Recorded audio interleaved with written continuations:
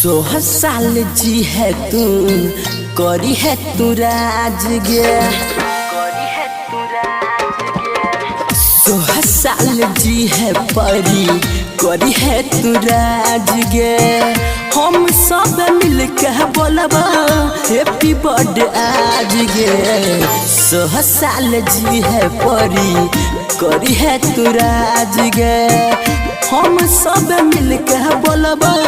Happy birthday आज गे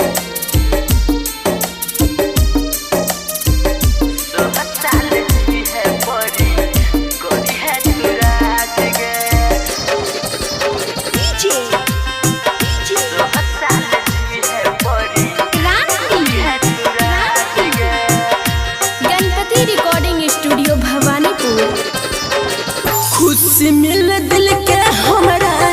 देखियो जब जब गे चैन न आबे हमरा जाछि दूर जब गे खुशी मिल दिल के हमरा देखियो जब जब गे चैन न आबे हमरा जाछि दूर जब गे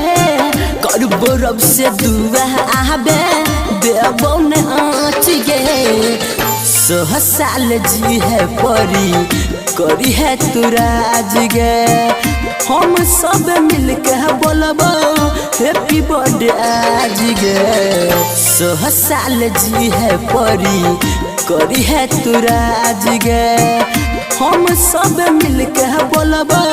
हैप्पी बर्थडे आज गे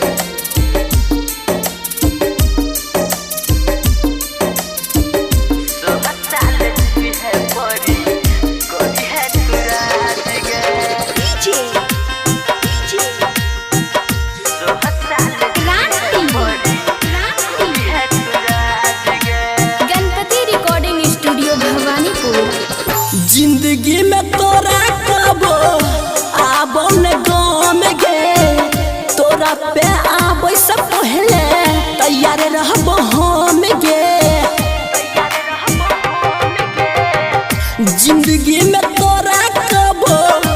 आबो न गाँव में गे तोरा पे आबे से पहले तैयार रहबो हम गे नीरज सुरंजित फूले सारे धैने छो हाथ गे 16 साल जी है परी करी है तू राज गे हम सब मिल के बोलबा हैप्पी बर्थडे आज गे 16 साल जी है परी करी है तू राज गे हम सब मिल के बोलबा हैप्पी बर्थडे आज गे।